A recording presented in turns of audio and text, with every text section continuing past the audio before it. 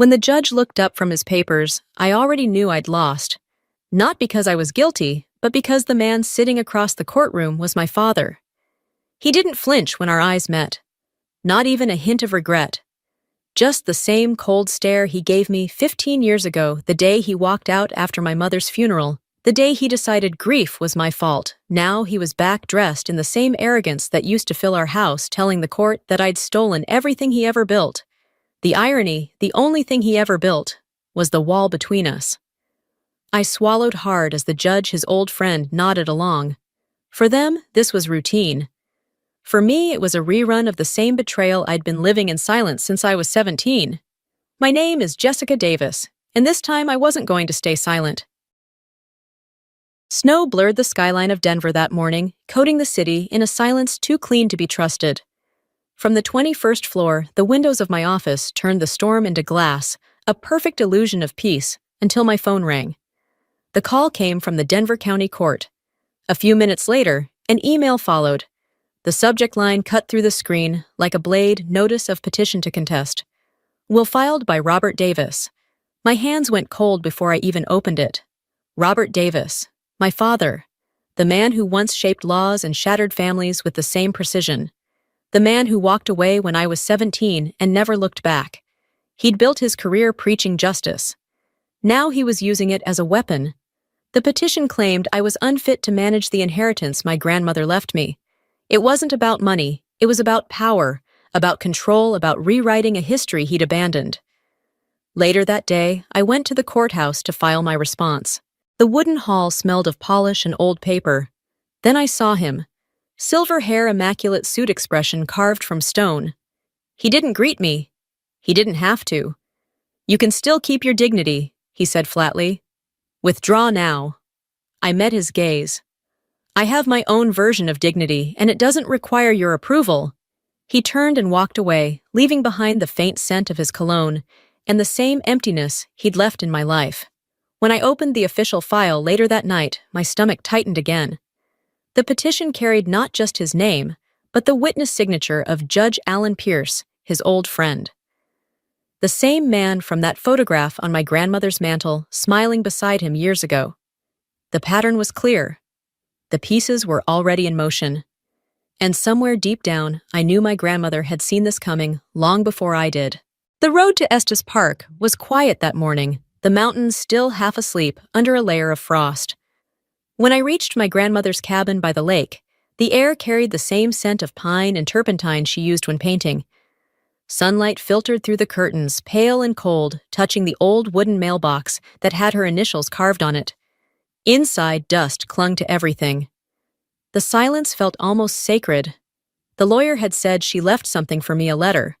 I found it behind a stack of family albums in her safe, a yellow envelope sealed tight, my name written in her looping hand. Her voice came back to me as I read. If you're holding this, it means Robert has returned. Don't let fear rob you of what's right. Real justice doesn't come from a gavel. It comes from the heart that dares to speak when silence feels safer. My hands trembled when I saw what was beneath it, a copy of her will.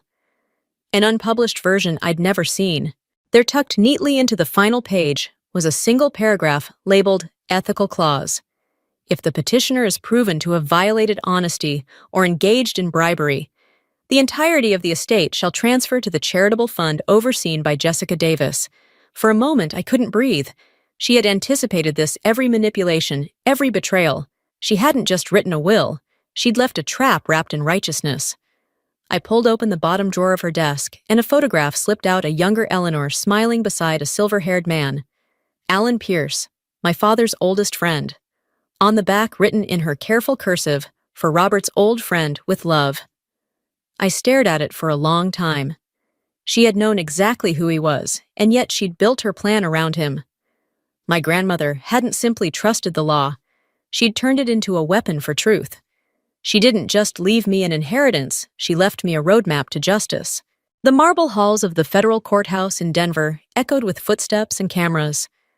The first hearing to validate my grandmother's will was already drawing attention. The press whispered my father's name like it carried moral weight, like the world had forgotten what he'd done to earn it. Then he walked in with his lawyer, Victor Lang. I hadn't seen him in over a decade, but I knew that face.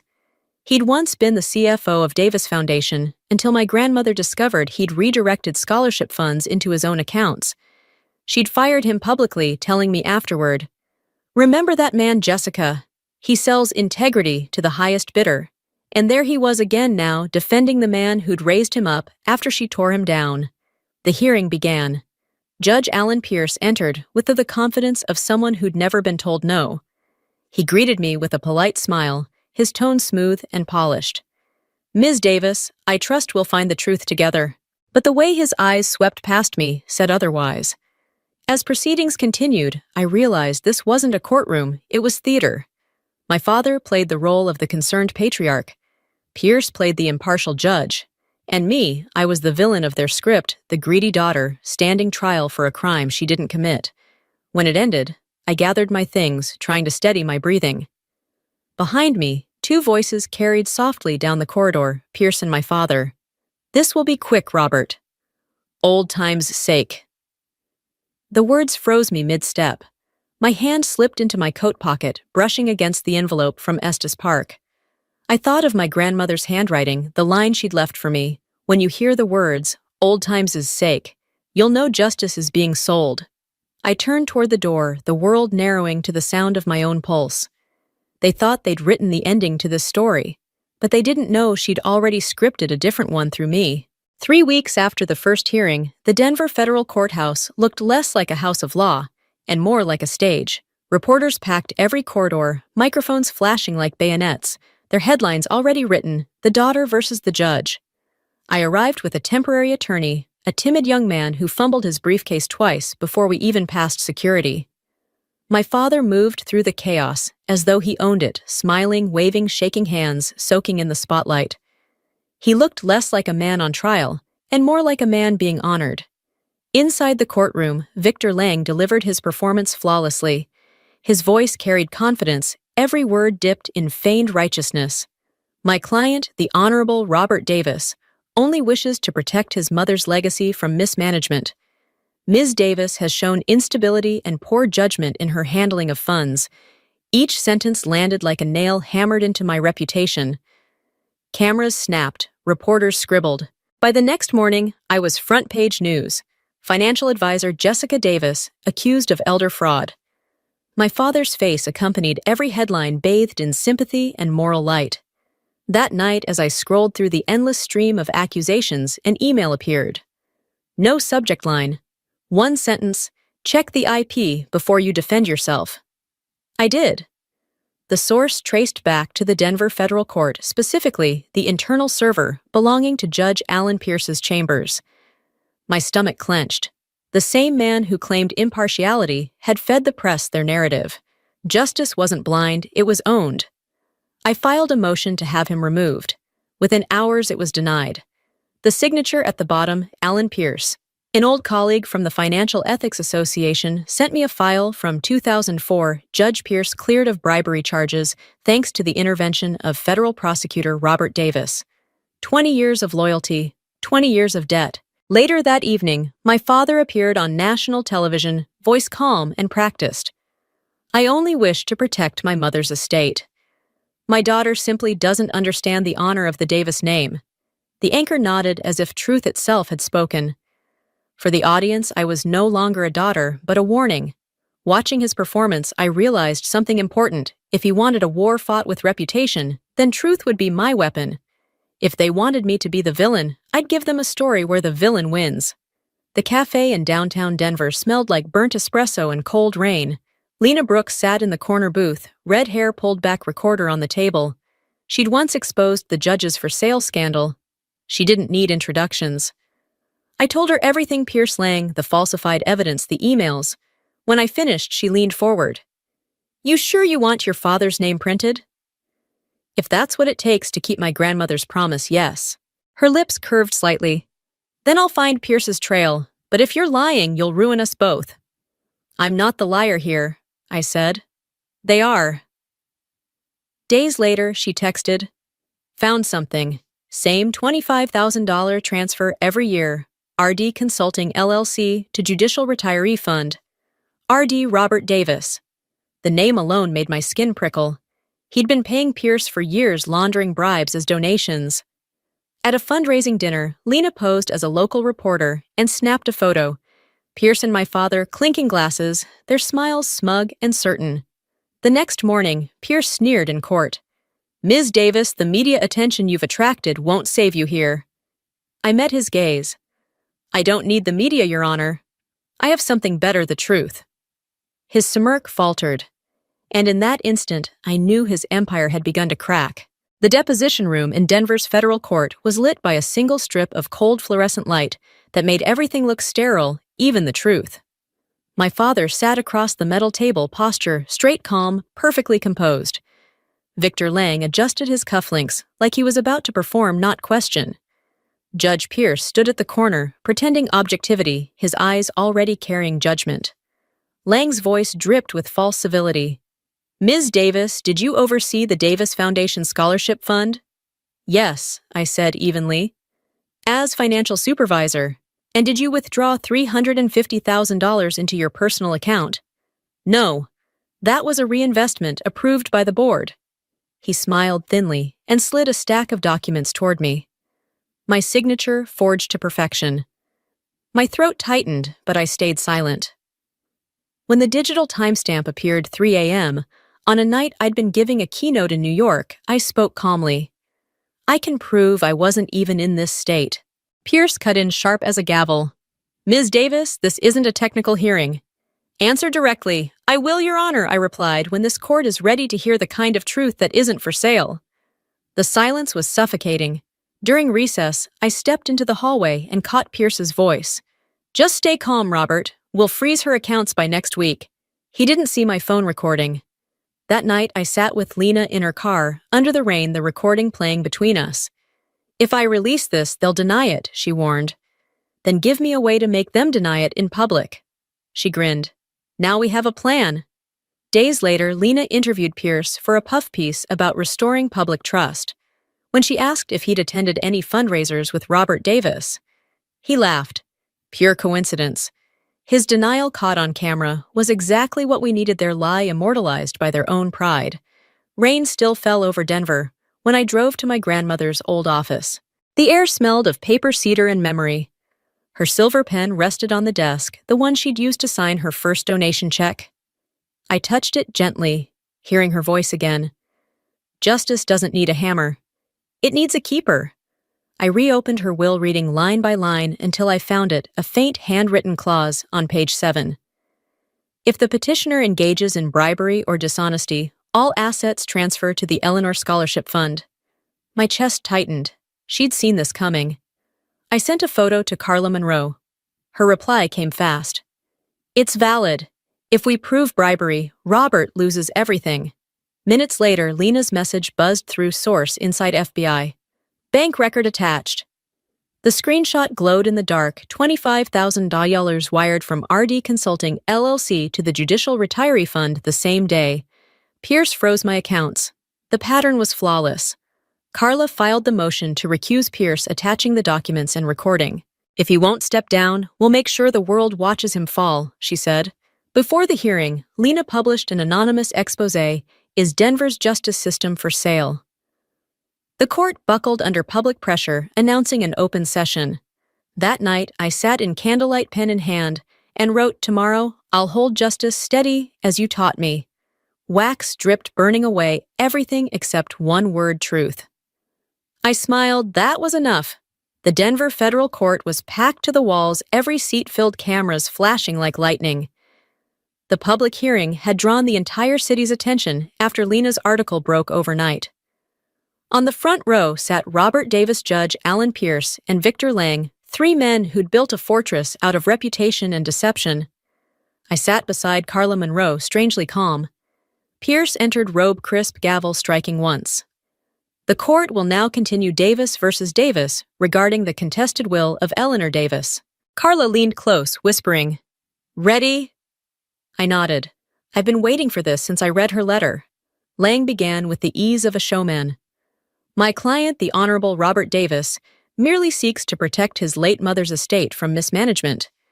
Ms. Davis, though intelligent, has shown instability and reckless financial behavior." His finger pointed toward me. Cameras clicked. Reporters scribbled like stenographers at a spectacle. When Carla rose to counter, Pierce interrupted every few sentences. "Counsel, keep it relevant." "Objection sustained." His voice dripped with control. My father turned to me, the faintest smile curling his lips. "End of game," he mouthed.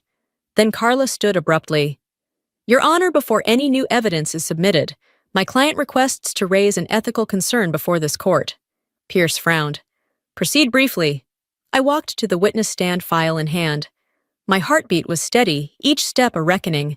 My voice carried through the room.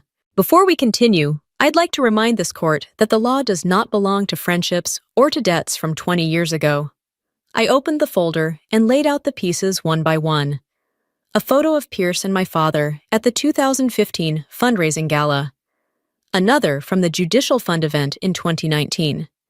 A wire transfer receipt, $25,000 from ERD Consulting to the Judicial Fund managed by Pierce. And finally, the audio clip. "Just stay calm, Robert. We'll freeze her accounts by next week." The room froze. Pierce's face drained of color. Even the sound of cameras stopped for a breath. Carla stepped forward. "This evidence has been submitted to the Department of Justice as of this morning." Pierce's hand trembled as he lifted the gavel. "We will not proceed further. Case dismissed." He stood, abandoning decorum, and walked out pale as marble. The crowd erupted. Reporters lunged for the exits, phones already dialing.